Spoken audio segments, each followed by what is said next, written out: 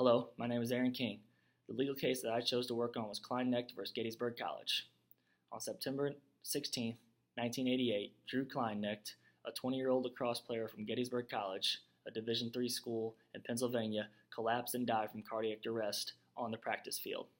This case deals with negligence by the coaches and medical trainers on staff and how they were supposedly responsible for the duty of care for Drew while he was practicing.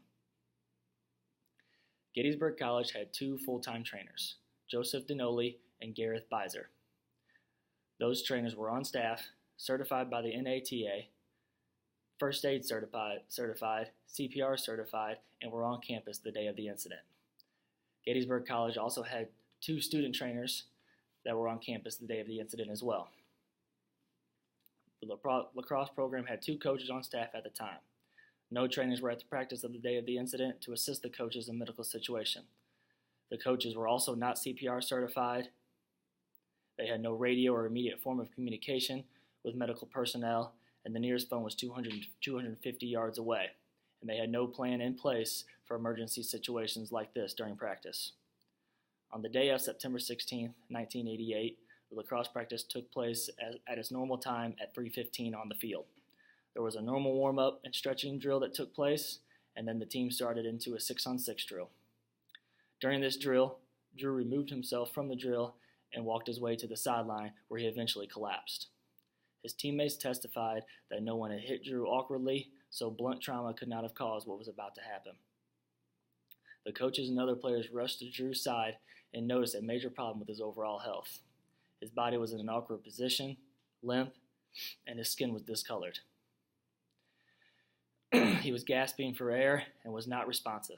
According to the college, Coach Jenkic acted in accordance with the school emergency plan of checking over the situation, then dispatching players to get trainers and call an ambulance. This action was disputed by the plaintiffs, however, stating that the coach did not send any players to the nearest phone to call for help and get an ambulance, and that they acted on their own, actually. Nonetheless, one teammate ran to get the trainer. On his way, he saw a student trainer. Her name was Tracy Moore, and alerted her of the situation. She ran to help the player and continued to the head trainer, Joseph Dinoli.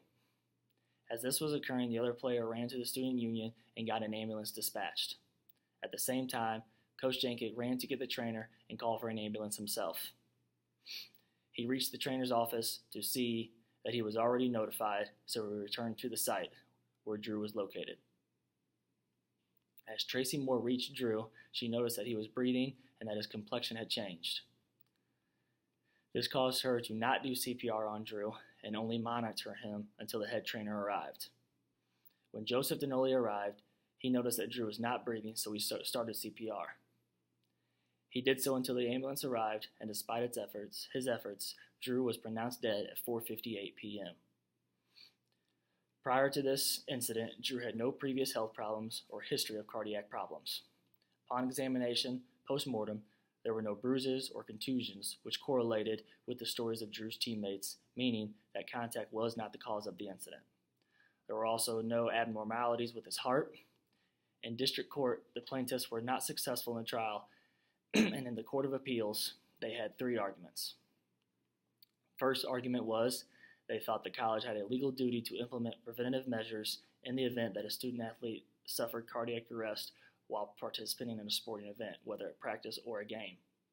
Second argument was that the treatment after the collapse was not up to standard and up to par with the duty of care that was expected for every student-athlete. And lastly, that Tracy Moore, the student trainer, and more importantly the college, was not entitled to immunity based on the Good Samaritan Act in Pennsylvania. It was established that the college and coaches were negligent in the fact that a plan was not in place for student athletes that have cardiac arrest.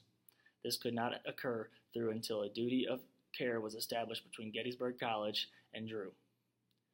Since Drew was recruited by the college and was participating in a college-sponsored event at the time of the incident, it was determined in the Court of Appeals that a duty of care should have been in place by the college.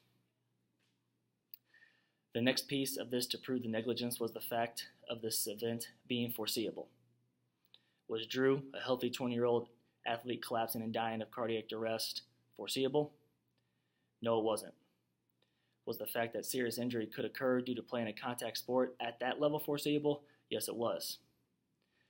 This helped seal the deal for the negligence of the coaches. The college also lost immunity in this case and was found negligent for not having a plan in place.